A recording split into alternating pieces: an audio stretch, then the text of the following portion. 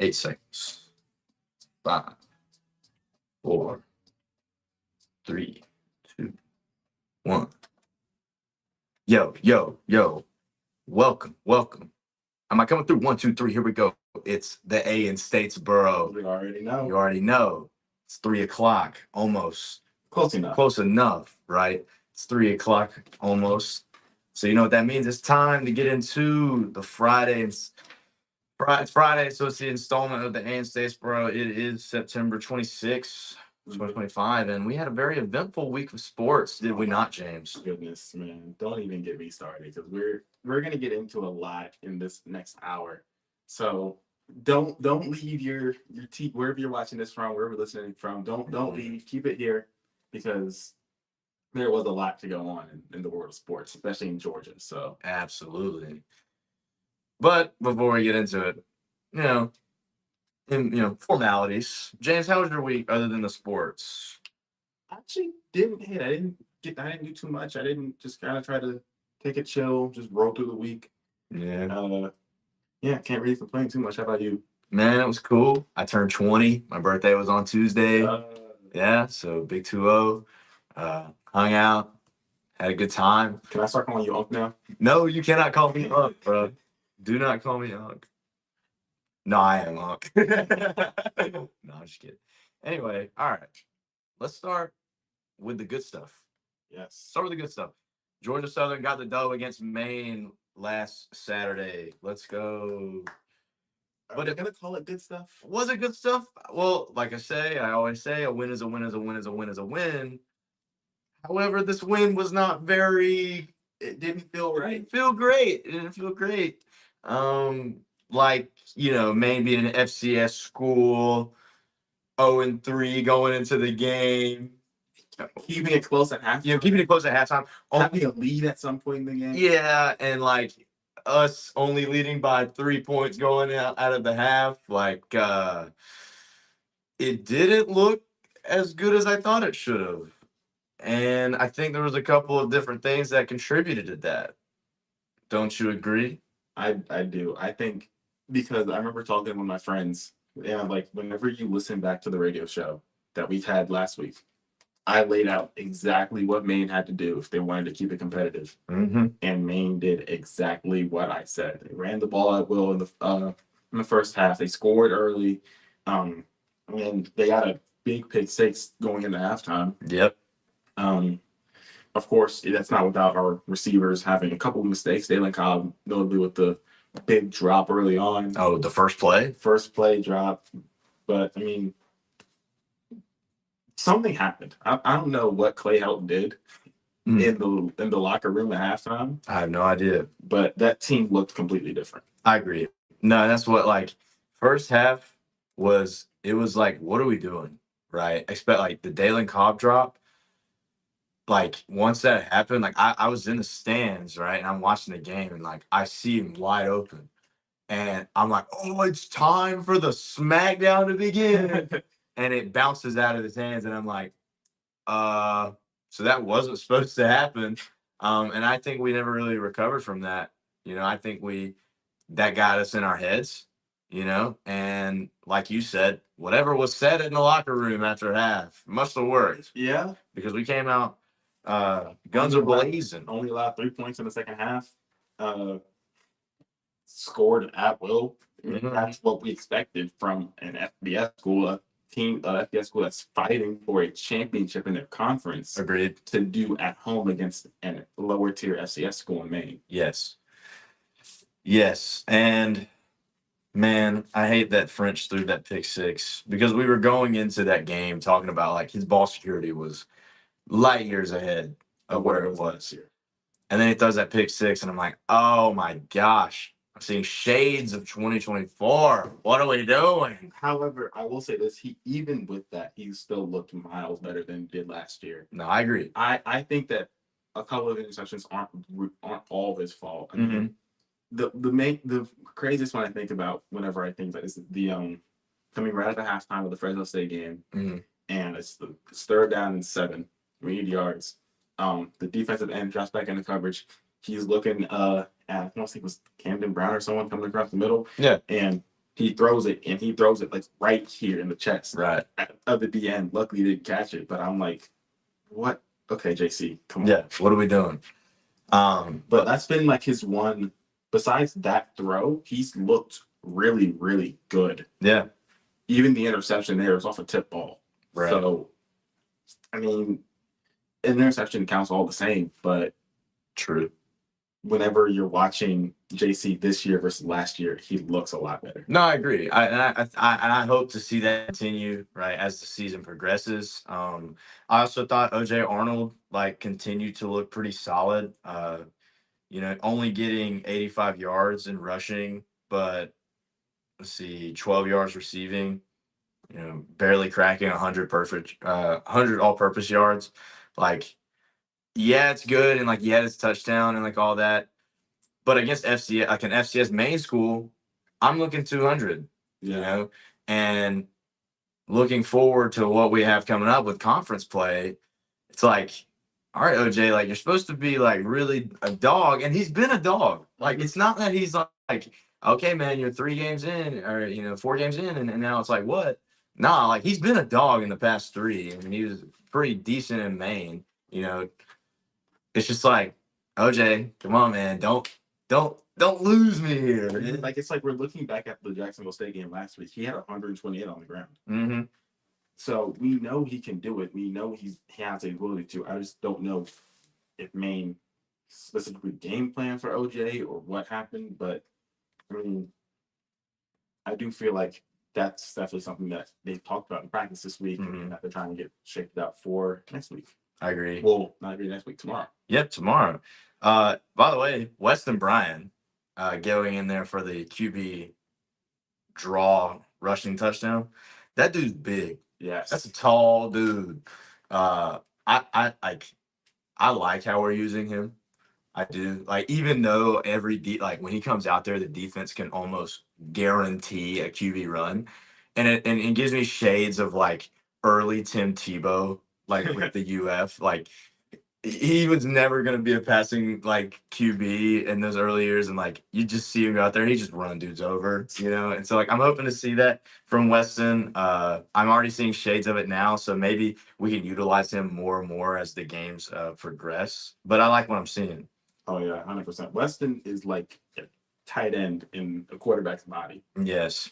Well, a tight end in a tight end's body, but he also plays quarterback. So it's whenever he goes out there, it's yeah, you're going to run the ball. Try and stop it. No, agreed. Try and stop me, dude. Watch. Bring it on. Yeah, Weston looks good. And then Camden Brown with 118 yards receiving, 6 receptions, 1 touchdown. He's been a great pickup out of Auburn. He transferred in from Auburn. And in his short time here, he's been absolutely good. I think he has 4 or 5 touchdowns on the year so far. I believe so. And 4 games in through out of conference play, he looked really good, and I hope he can keep that momentum and carry it all the way through. Yeah. Through conference play, because there's nothing that a quarterback loves more than weapons. No, I agree. When you have a Dalen Kopp and Camden Brown and Marcus Sanders, those are your weapons. Those are the guys you want to utilize. And it makes the quarterback job a whole lot easier because the defense has to now be hey, we have to cover all these guys. Right. But you can't just double team one of them because the other one's going to get open. Mm-hmm. So definitely, I love the weapons that we're having. I love the way we're utilizing them. And I hope we can keep going. Which, yes, weapons are great. But we got a game coming up tomorrow that we're going to have to really utilize them. Yes. Because we're playing JMU tomorrow at 1:30 at JMU. And I'm looking at their stuff here. JMU has 222 rushing yards on the season. And we've allowed 245 rushing yards on the season. So, James, what is the number one thing we need to do to secure a win against JMU? We have to stop the run. Yeah, it has to be stopped. And I am probably one of the biggest preachers of stopping the run because I've seen the great things the running game can do with the Falcons, Mm-hmm. and I've seen the bad things the running game can do with the Falcons. Right. So I know the importance of a running game and how to set up the play action and set up the pass game. Against Maine, we did an amazing job of stopping the run in the second half, Mm-hmm. but that's something we have to carry into Bridgeport Stadium in Harrisonburg, because whenever you stop the run, you can kind of limit those big opportunity passing plays that we know James Madison would like to do. Right. And also, like, the thing about JMU that like makes me worry is that yes, they do have these rushing yards, and like we obviously need to stop the run. And I think we did that really well with Maine, but it wasn't the entire game. Is what I'm getting at, right? It was the second half where we really locked in defensively and like offensively, and we were clicking on all cylinders.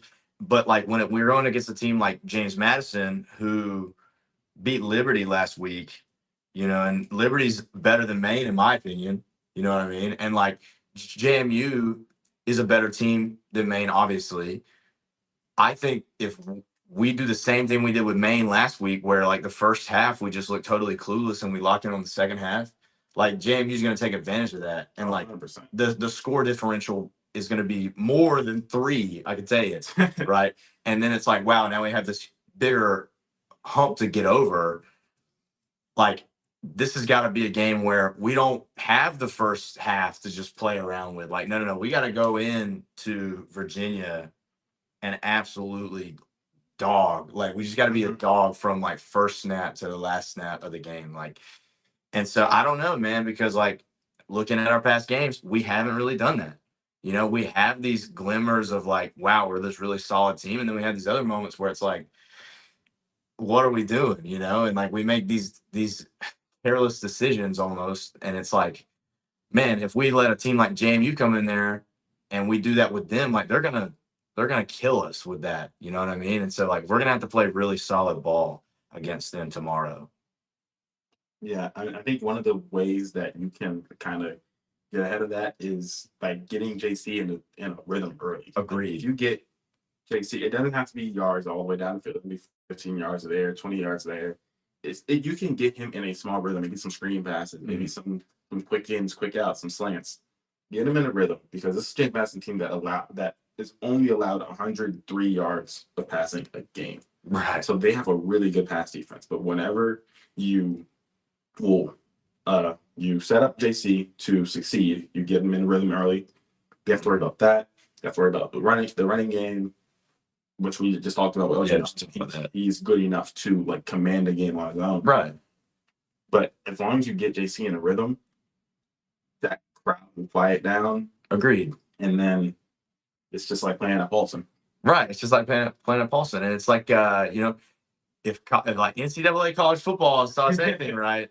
When you get a first down, you start getting that rhythm, that stadium pulse goes down, right? Mm-hmm. So if we can, I agree with you, man. If we can get that rhythm like early, if JC French can get clicking, if OJ Arnold can do his junk, and like the O line can lock in, like all of that, and our offense can play really well, then our defense will be like, man, you know what? We got them playing for us. Like, let's play for them. You know what I mean? And like we're working as a unit and a team.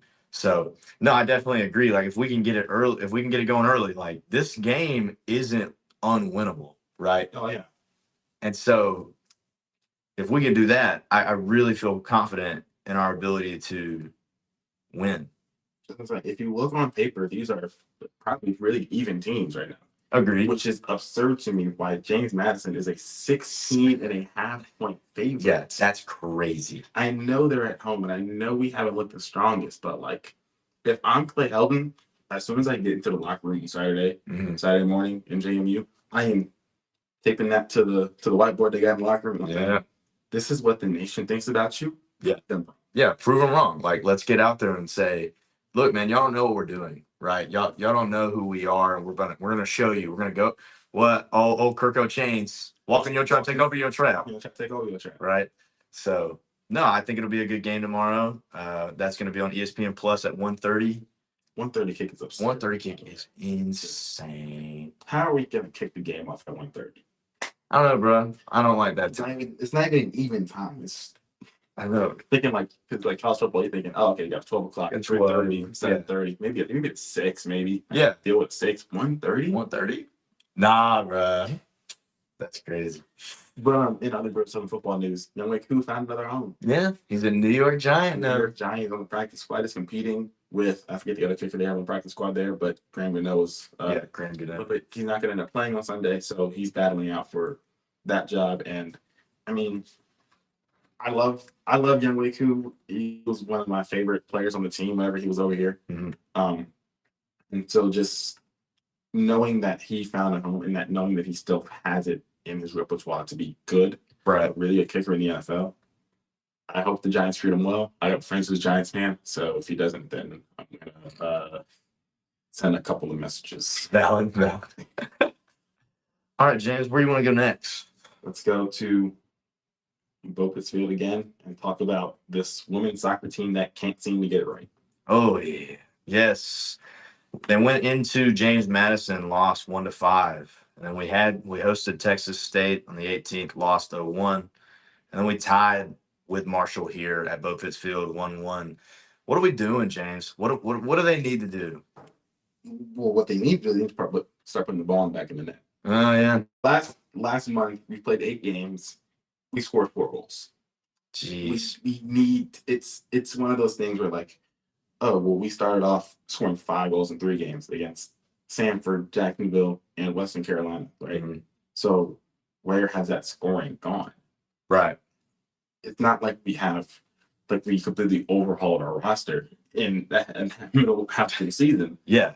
It's the same women out there who just can't find the back of the net. And then Katie Oakley, I know that it's a tough James Madison team and a tough Texas State team, but there's also a certain level where you have to stop the ball from going in the back of your net. Agreed, right? And giving up 5 goals last week, I mean, you need to do a better job of stopping them. Yeah, that's a hard one to look at, man. Like 5 goals, like that's a FIFA score, and I hate to say it, like, and that's what like it just sucks, man, because you want the win, and I feel like this team really has the ability.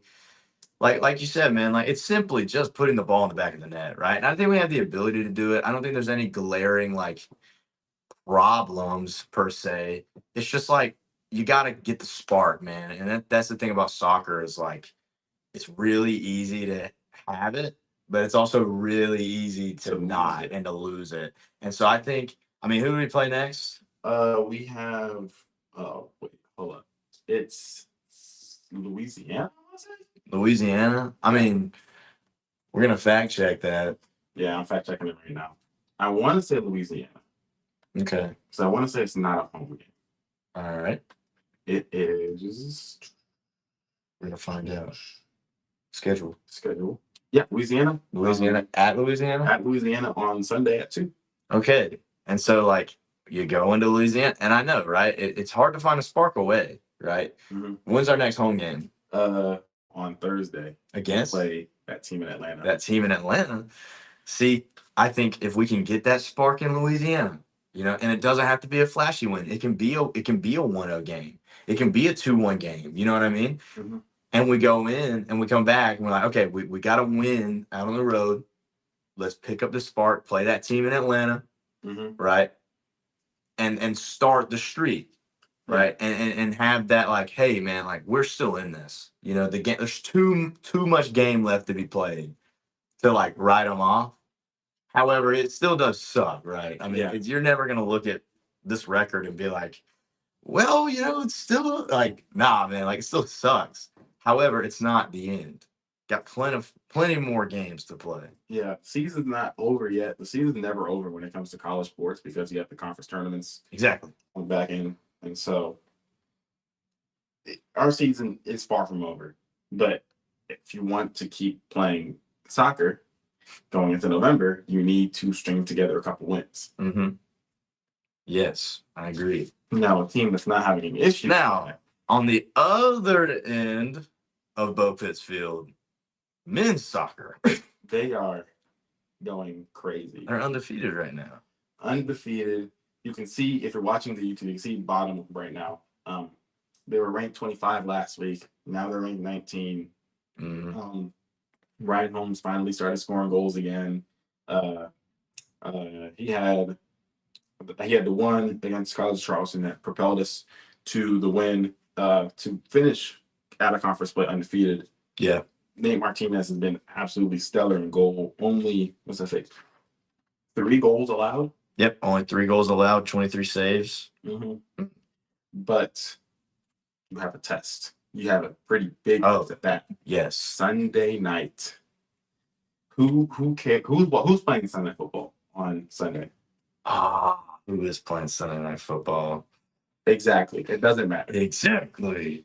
Number 19th ranked Georgia Southern plays host to a number 4 ranked Marshall team, right? Sun Belt foe. No matter what happens, it's going to be a great game. But I mean, you're not doing anything on a Sunday night. Most people are probably going to be studying. Get the studying done Saturday night or Sunday during the day. And Packers Cowboys. We ain't watching that. Michael Parsons. You're not watching that. Nah. Yeah. We're not watching that. I don't want to stop the split on Sunday. We ain't watching that.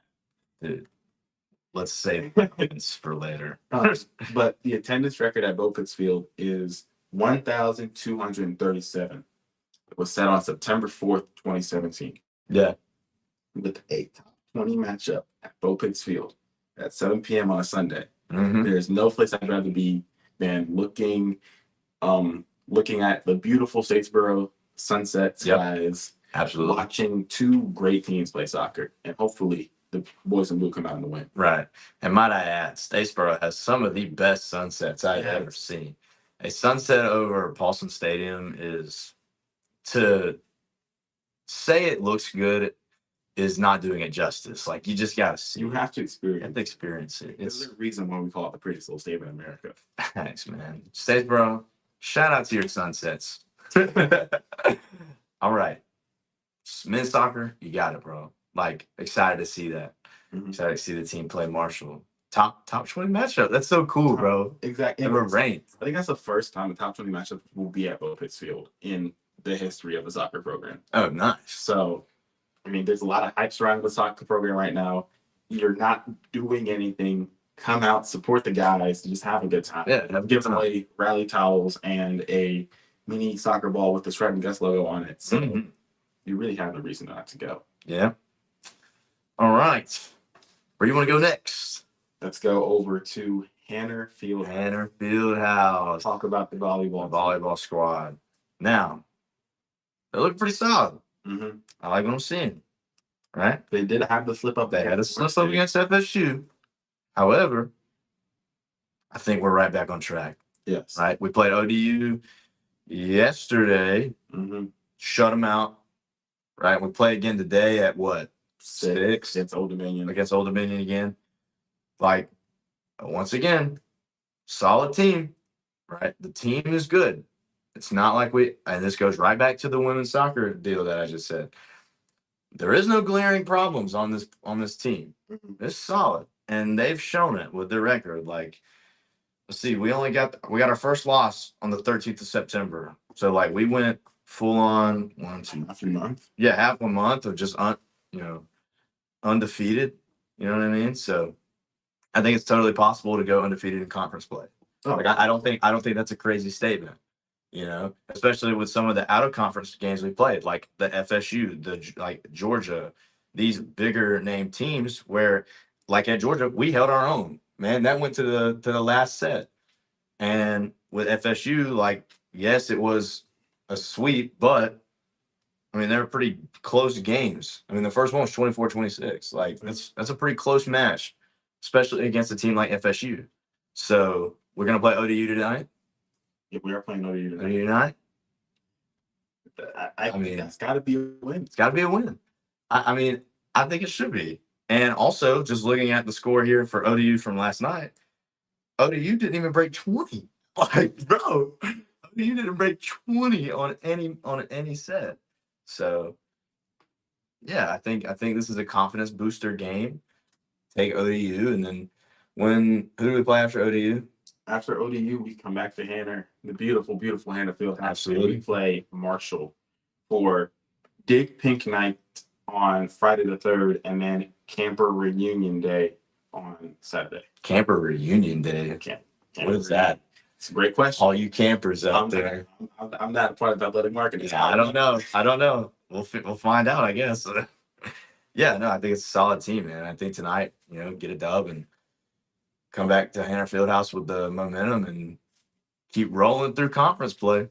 I will say this though, Hannah Fieldhouse was rocking against Florida State. I was there. Really? It was a great atmosphere. It's one of the best I've seen. Nice. At Georgia Southern sports in general. Which, dude, shout out to the marketing team for that weekend. Oh yes, that weekend was amazing. That weekend was great.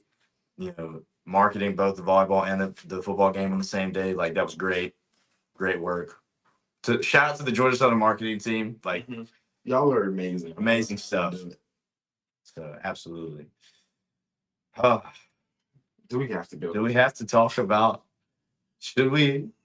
Yes, we should. I don't want to, because we just talked about a lot of good. But now we got to go to the bad. Yeah. Now we got to go to the real bad. And it was funny because after week 1, there was positive I could pick out. Yeah. I can't. There's nothing I can pick out of this game. No. It's crazy whenever you outgain a team in every single aspect and you don't score 8 points. Yeah. If you can't tell what we're talking about, the Falcons went into Charlotte, North Carolina to play the old Panthers, and we got shut out. Yeah. Scores 30-0. James. I don't know what happened. Like, me neither. But it's also one of the things I noticed this after the game. Atlanta media, when it comes to talking about sports, it is not good. Right. Because I saw something, if you follow my Instagram, you saw the reel I reposted today, and it was someone saying that if we had Michael Vick on the 2016 team, that we would win the Super Bowl. Yeah, I saw that. I don't agree. I don't agree. But and then you had people immediately after that game calling, like saying, start Kirk Cousins, like don't bench Michael Penix. Really? It's granted he's had 2 bad games, right? But if you're going to sit here and kind of roll with Kirk for as long as you did, roll with Desmond Ridder for as long as you did, and roll with Marcus Mariota for as long as we did, and roll with Taylor Heineke for as long as you did. Let him roll. You have to roll with Penix. He is young. He's a first-round pick. He can get the job done. He's shown you he can get the job done. Yes. And then another crazy thing. I'm going on the range. Yeah, you got it. No, you got it. I saw a stat that is technically, while true, misleading. Okay. I want to hear your opinion on this. The Atlanta Falcons, with Michael Penix at the helm, they are, get the stats right, 0-4 in games where their opponent scored more than 7 points, which technically true. Right. However, the 4 losses, you know what they'll include? Let me hear it. They include the overtime loss to the Commanders last year, the overtime loss to the Panthers last year, and the Tampa Bay game this year. So yes, we haven't won with Michael Penix whenever the other team scores. You are correct. Yes. However, you're also ignoring the fact that 3 of those games aren't his fault. He's put his team in positions to win the football games. Correct. Now, whether it be a kicker mistake or coaching, bad play calling, defense, that's besides the point. But Penix, he is going to be the guy. Yeah. For this team. We've seen it happen week in and week out. Last 2 weeks hasn't looked too great, but I mean, I think if you play this weekend the right way, he can get back to form and he can look like we know he can. No, I agree. And that's what, it's almost kind of like what I was saying with when we played the Vikings, that JJ McCarthy, how he's young and he's gonna make mistakes and whatever, and we got the dub because of that. We didn't score a touchdown. How many touchdowns? Did we even score a touchdown in that game? We did. We scored just one. It was Tyler Algier rushing touchdown. Right, but the rest was just field goals, right? And so I think we got lucky on that game, and I think the same thing I said about JJ McCarthy is going to have to be applied here with this 30-0 loss to the Panthers. Because Michael Penix is just a young kid, man. Like he went 18 for 36, 172 yards, and 2 interceptions. And like it just sucks to say that because you want to see him succeed, and you want him to have this, the success of a young Falcons quarterback, and like, oh, he's leading this team, and like he's so fresh. It's like, and you see the shades of Michael Vick, like you see it, and you're like, oh my gosh, are we back? And we're not yet. I think we have the ability to, but after last week's game, I don't think we are. You know, and like I I wasn't watching the game totally. I had red zone on. So like obviously like I was waiting to see a Falcons touchdown on there. Didn't see that. All I saw was Scott Hansen cut over and be like, "Yeah, we're gonna check out the Falcons Panthers game," and it's the clip of Penix throwing the pick on the screen to Bijan, and right at the Panthers goal line, and I was like, "Oh!" And it sucked because like that was a little behind, like the red zone clip was a little behind when he showed it, and like my buddies who are all like Panthers fans, they're like texting in our group chat, and they're like, "Penix is washed, like oh he sucks," and I'm like, guys, no way. And so yeah, it's an ugly spot in our season. I'll admit that. Like Bryce Young looked decent, 16 for 16 for 24, 121 yards. We got a sack on him. That was pretty cool. But can we also talk about the fact that we didn't look good on any phase of the game? Yeah. Because even special teams, right? We average getting the ball on the 22-yard line. Yeah. They average getting the ball on the 41-yard line. That's a 20-yard difference. Yeah. And that can't happen. You can't have it where the kick falls short of the landing zone. You can't kick balls out of bounds. You have to get the ball to where it needs to go. Because if you don't, Carolina, as we've seen, is a good enough team to punish that. And that's the same thing that's going to happen next week if that continues. Right. No, I agree. Dude, it was so bad. It was so bad. Sucks, man, because I hate when the Panthers like do good. Yeah. 30-0, man. 30-0, that's a little brother score. That's like, and I was saying it last week. I'm like, I'm never scared when we play the Panthers. And then here we are. Dude, Tedero and McMillan, 3 for 8, 48 yards. See, I could have, because I have Ted McMillan on my fantasy teams, and I could have excused it if Ted played good. Yeah. He didn't do that good, so I was kind of there, just like, why? Jeez. Yeah, well, hopefully we have a little comeback here because we're coming back home. Mm-hmm.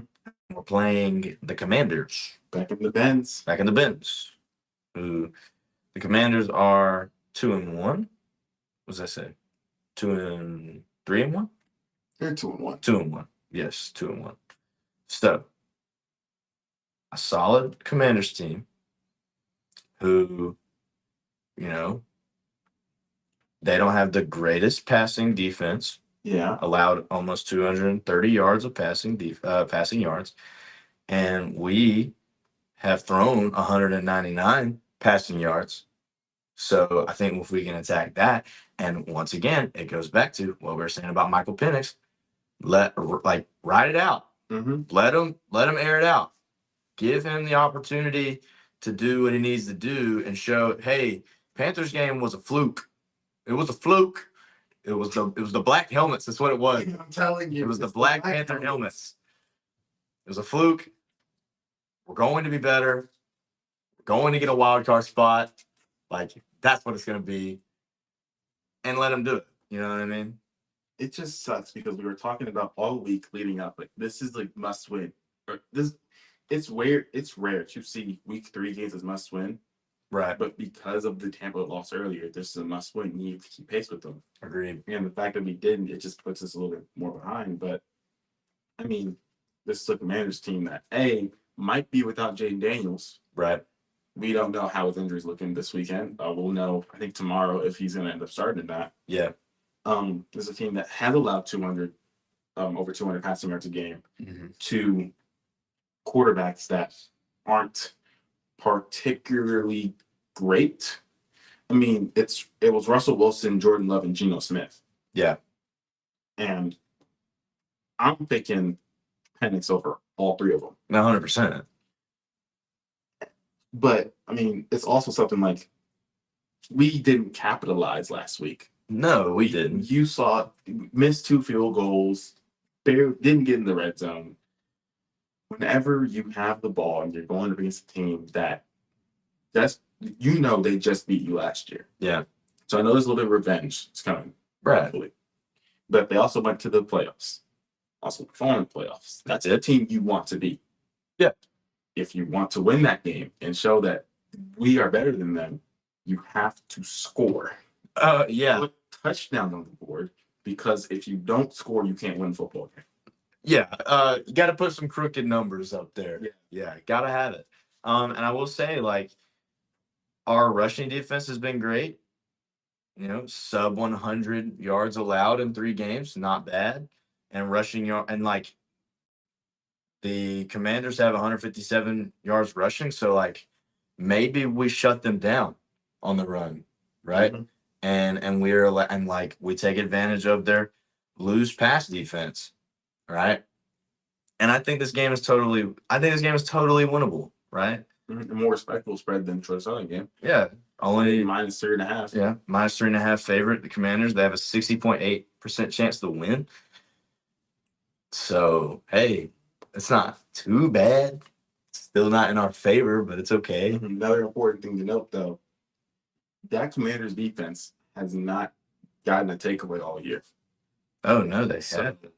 Which you have to do. They're also not turning the ball over either. No, they're not. You need, if the ball is going to get turned over into the game, it has to be our defense getting the ball. Yeah. Because if you are going to turn the ball over against this Washington team, we know they're not going to get the back. Right. They're going to keep it. No, they are. So you have to score. You have to keep the ball whenever you have the ball. You can't be having costly mistakes like missed field goals, thrown interceptions, fumbles. You need to play a clean game at the Benz on Sunday. Get the fan base back in it, because you've lost a good chunk of them. Last week. Just keep the momentum going, pretty much. Yeah, we got to make the momentum. I got to get it back, man. Like, we just got to play better, man. Like, I don't know why I'm acting like I'm like trying to like jump around this problem. Like, no, we just got to play better. Like, come on, guys. Like, 30-0. Oh my gosh. Yeah, it was embarrassing. It was tough to watch. It's an embarrassing loss. Now, we talked about last show. Yes. How the Atlanta Braves still technically had a chance to make the playoffs. That they did. Later that same day, they then lost that chance to make the playoffs. Yes, they did. And the Braves responded, and Atlanta, the only way the Atlanta Braves could, they win 10 straight games. Yeah, they won 10 straight. Because why not? Why not? Let's see. Yeah, that's actually insane. Let's see. Who did we play after that show? It was. Oh wait, that was Detroit. See here. I think this is a little teaser, but I think I picked them to win that game. Just FYI. Anyway, but yes, we played Detroit and beat them 10-1. By the way, crazy win. And we swept them. Which School, did he pitch that series? I'm not sure, actually. Let me see if I can find out if it did. We're about to find out, because if he didn't, we lucked out. Because he's a dog. Yeah, he is. He's a dog. Terry School's too good. He is too good. He did not pitch against us. He did not. Wow. Yeah, we lucked out, because Scoogle is like that guy. Like I don't care if you think it's glazed, bro. Like Scoogle. He was like, man, I don't even care what y'all think of this boy. He's just good. He is good, man. He is really There's good. just something about him that's like I mean, he's got a 2.21 ERA, 13 wins, 241 strikeouts on the season. I mean, dude, anyone the Cy Young last year, he's trying to solid. think who else would win the Cy Young this year from the AL. So I can't think of anybody. Granted, I'm also out of the loop entirely. Oh no. Who could be in the AL? Come on, Kennon. You should know this. I genuinely can't think of We're about to anybody find out. We're about to find out. MLB pitching leaders. because I'm looking at a 6.6 WAR, 13 wins, sub 2.5 ERA. I mean, Yeah. It's probably going to be Skeens out of the NL. Yeah. Finishing the season with a sub two ERA. Dog. I just don't see how it's not Scooble. No, the only other guy I can think of that I'm looking at here on just like the leaders, Max Fried out of the AL. Oh my God. He currently leads the league in wins with 19. Oh my God, Max. 4.5 WAR with 189 strikeouts, 2.86 ERA, 19 wins. I know that in the past, the Cy Young Award gets a little biased when it comes to wins. So it's possible Max Fried gets some votes there. But I'm honestly with you on like School's probably gonna be the guy. He's just solid. And by the way, I don't know if you saw it, but David Fry got absolutely destroyed by School's fastball in the face. You see that? I didn't see that. My gosh. Scooble was pitching against the guard. Like, it's actually insane. Like, I hope David Fry is okay because he caught a 99-mile-per-hour fastball from Scooble straight to the face trying to bunt, and it's insane. Like, Scooble showed up to the hospital. Like, that's how, like, it's very bad. Like, I saw that over the weekend, and I was like, "Ooh." And like, it being this late in the season, because there's been so many changes, like, with division leaders and stuff like that. Like, it was actually insane. So yeah, if you guys haven't seen that clip, like go check it out. Like it's actually so nasty. Um, but yeah, man, 10-game winning streak by the Braves. Like we lucked out without seeing School. It looks like you're gonna be okay. That's good. Yeah, I think I had read that he was gonna be all right, but like, dude, it was nasty. It was nasty. Anyway, on to more positive things. I guess it's positive. I mean, 10-game winning streak, like you can always like appreciate that, but like where was that, like In June or like May? We're fighting to get over 500. Yeah. We're fighting to go get playoff spot. Yeah, like whenever all the other games happen, why not then? But hey, whatever, man. Whatever. Like, it is what it is. I think the next show we should do in like end of season Braves awards. Yeah. I think that'd be fun. Yeah, I agree. Because let's see. They play today. We play today, tomorrow, and Sunday. Today, tomorrow, and Sunday, and that's it. The season. And we play against Pittsburgh at home. Let's see. Let's talk about the pitching matchups. What you got them pulled up? I have them pulled up. Yeah. I do know that Trying to see. Morton's pitching on Saturday. Here it is. Yeah. Yeah. Tonight it's Mitch Keller versus Joey Wentz. Yeah. Which is an insane Friday night showdown. Yeah, a crazy Friday match. Tomorrow, Bubba Chandler versus Quadzilla. Nice. Self versus Strider. Sunday, Johan Oviedo versus the man, the myth, the legend, Charlie Morton, 2021 World Series champion. Yes. Pitched on a broken leg for 2 innings. Yep, Charlie Morton, which he wasn't a Brave 2 weeks ago. He wasn't a Brave last week. He wasn't a Brave last week. Yeah, we did. Pulled him, and now he's pitching for us.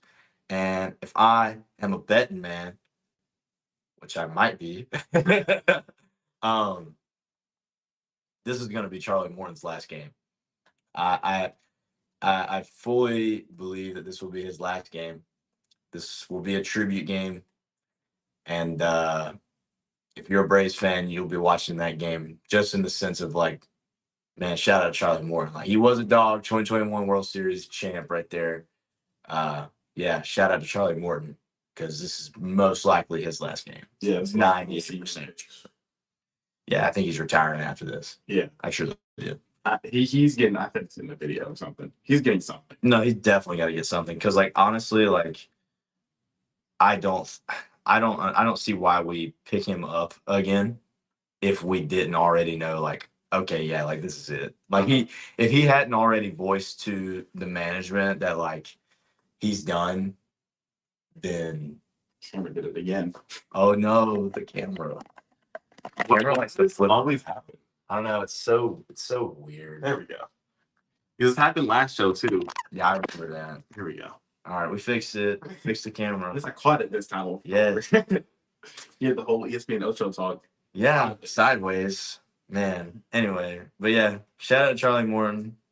You will be missed, I think. You think? I'm joking. Yeah. Anyway, all right. Back to where it all started for Charlie Morton in the Atlanta Braves uniform. Yep. Hopefully he gets to number 50. Hopefully, yeah. He can just ride off into the sunset. Right off to the sunset, and that'd be it. Good times. Two-time World Series champ, two-time All-Star. Played for almost every team in the league. Just kidding. We did bounce around a lot, but yeah. I mean, I'm thinking back to the 2021 World Series when we needed somebody to kind of be the veteran presence in that pitching room, and I mean, in a room full of young guys with young Max Fried, Kyle Wright, Dylan Lee, Tyler Madzik, AJ Minter. Yes. You needed a veteran in there to right the ship, and that was Charlie Morton. That was Charlie Morton. Amazing in that playoff. Dude, Kyle Wright, that might be ball knowledge. I remember when we called him. Don't disrespect my 2022 wins leader. Yes, dude. I love Kyle Wright, dude. His slurve is nasty. Anyway. All right. Enough about the Braves. Yep. Because I think they're done anyway. Not going to see much of them on this postseason. But hey. I have somehow skipped on the side ticker. I somehow skipped the Trae Young, Pat Bev highlighted things. Oh, that's fine. Keep rolling through. Keep rolling through. Trae and Pat Bev, it was amazing. Yeah. It was a little off-season flavor. Yeah. For y'all who don't know, basically, someone asked Pat Bev a question about the All-Star game. Pat Bev answered. Trae didn't like the answer. He said, "Let us talk for ourselves." Pat Bev started taking shots at his career. Trae Young comes online 2 days after that and takes shots back. And it was just an amazing internet saga. And I think that whenever I look at that, I'm like, okay, Trae is mad. We are winning games this year. No. Trae Young is on a mission to prove a lot of people wrong about his career. And yeah. I think I always have to talk to my friend because he is keen on trading them away. This is a make or break year for Trae Young. No, I agree. This is a year where you have to put it together. You have to go back to the playoffs. You have to win playoff games if you want to win another contract. Yeah. If not, then you're gonna end up like a what random Atlanta name can I pull out of the hat here? Paul Millsap. No, not even Paul Millsap. You're gonna end up like a Vince Carter. Atlanta legend Vince Carter. You're gonna end up like a Jason Hayward. Ooh. Where you're good, but you haven't been able to take them over. So make or break here for Trae Young. Pat Bev's definitely gonna be watching. He's definitely gonna be rooting against us a couple times, but yeah, I will take a mad Trae Young, a Trae Young who's out on a mission to prove people wrong, and a Trae Young who's going to score at will over like 13 assists. I want to see Trae Young starting. Yeah, I agree. Oh man, that's kind of crazy. I had no idea this was going on. So it's just a little internet flavor. A little internet flavor. Trae Young's a dog though. Nice Trae. Dude, he's so good to watch. He's so fun to watch. But yeah, no, I agree. Like, I think this is definitely like just a little off-season flavor. Maybe this gives Trey an edge going into like prep. You know what I mean? And like he'll come in and be like, "Oh, y'all don't think I'm good enough? Watch this!" Like, you know, and Go put some points on the go board. put some points on the board, man. So be exciting to see. Love Trey Young. I hope he doesn't go away. I hope we don't trade him away. I do too. I was going through my closet with all jerseys I have, and like I have a nice mix of Falcons stuff. You know. Yeah. I've only have one Braves jersey, and I see all these red jersey. Looking through the Hawks, I'm like, okay, Dennis Schroeder, Right. Kyle Korver, okay, Trey Young. I have like 7 Trey Young jerseys. Yeah. I'm like, okay, well if he leaves, I don't know what to do. Right. Yeah. Go back to wearing Kyle Korver all the time. Yep. Kyle Korver and Dennis Schroeder. What a pool. Shout out to Dennis Schroeder. Man. Heck yeah. All right. You know what time it is. Yep. The greatest segment. The greatest segment to ever grace sports media. Pick 5. Pick 5. You did pretty good last week. What did I go? Okay. Did I go 4-1? You went 3 and 2. Okay. Yeah. That's okay. You went 3 and 2. Only things you got wrong were Georgia Southern, FSU, and the Falcons pick. That game. Yeah. I went 2 and 3. Right now, I want to calculate that percentage actually. All right, but I'm nosy enough where I want to know exactly what percentage is that we've got right. So I'm 60% right now. Okay. You are, if we're doing it by soccer rules, the ties don't count. You're 62%. So you're okay. By percentage wise, you're in the lead. Oh, in the lead. Okay. All right. I like to hear it.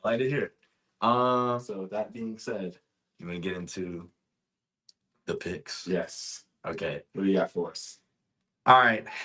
First and foremost, I got volleyball beating ODU tonight. So that's an easy pick. Wait, I didn't say that. Yes. I can't talk too much about volleyball because I feel like I've cursed them enough. Like I don't want to do that anymore, especially after the FSU game. Like You're their worst nightmare. I know, bro. I'm sorry. That's why I can't talk too much about it. Captain Willis is every night he goes to sleep. He just sees you talking good about. Yeah, I can't believe Kennon to say that. Anyway, hey, shout out to him though. 100 wins. 100 wins. 100 wins. I got Falcons beating the Commanders. Let's see. I got on Charlie Morton's last game as a Atlanta Brave, getting the win. Okay, so is it the stat link? So you want Charlie Morton that he's gonna record a win? He's gonna record a win. Okay. And because I'm trying to get flary with my picks here. Okay. And he's gonna have more than 3.5 strikeouts on the game. More than 3.5? Yeah. Prop bet now? No, I'm not. But that is a leg. That's what we're doing. Because I feel confident. You know that is 1 pick or 2 picks? No, that is 1 whole pick. That's one. Okay, so you're really making a parlay. Maybe. We can't say that's what it is. That's what it is. It's no money involved. Nah, I'm just kidding. Friendly wager. I got women's soccer beating Louisiana. I think we're gonna get the spark. Okay. So that's 3. 2 more. That's 4. 4? Oh, that's right. Volleyball. Oh yeah. And then I got us beating JMU. Mm-hmm. Yeah, Georgia Southern beats JMU. Boom. There's my picks. That's a good pick. That's a good 5. Yes. All right, James, hit me with it. Of course, I had to go Georgia Southern over JMU. Yeah.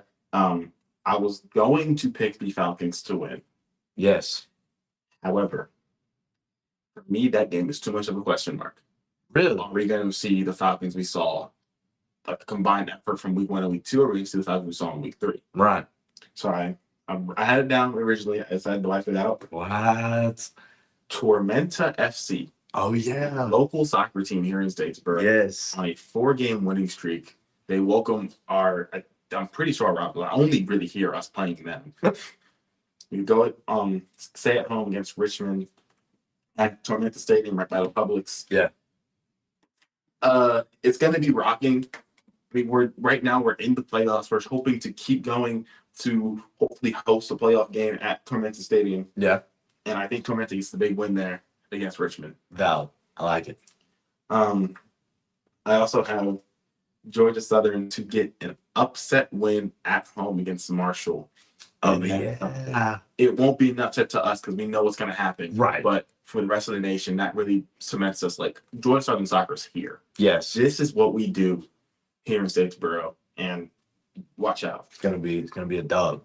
And then the last two are kind of a little more wild cards. Both of these games are at 7:30. Okay. One night is ABC. Mm-hmm. One on NBC. We'll start with NBC. I think number 6 ranked Oregon team. Yeah, the number 6. Number 6 ranked Oregon team has to go Penn on the State. road into State College. State College. They call it State College. Yes. Pennsylvania, and take on the number 3 ranked Penn State Nittany Lions. Yes. Whiteout game for Penn State. I got a friend that goes there. I just think that I will stand by. Crowd noise is a big factor. 100%. And especially with how it used to be, we never saw a Penn State game, a whiteout in the day. Yeah. Now we get it prime time, 7:30 on NBC. It's going to be a Rockets environment. Penn State gets the win there against Oregon. They, assuming with that one, they jump up in the ranks. They're 100%. number 2, maybe even number 1. Possibly. And then, of course, probably the game of the day, game of the weekend. Game of the weekend. For Georgia sports. The University of Georgia plays host to the Alabama Crimson Tide. Yes. A Crimson Tide team that we know Kirby Smart hates beating for some reason because they can't beat them. Can't beat them.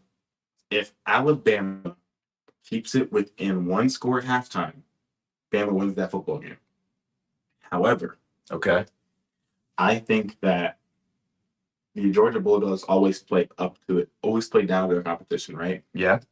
I think this is a game Kirby Smart's coming out. He's saying, we can't do that this game. Mm-hmm. We need to blow these guys out. Right. They're going to win.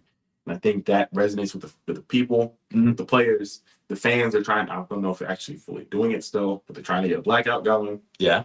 If the blackout happens and Sanford's rocking at 7:30, no better place to be on that Saturday night than in Athens.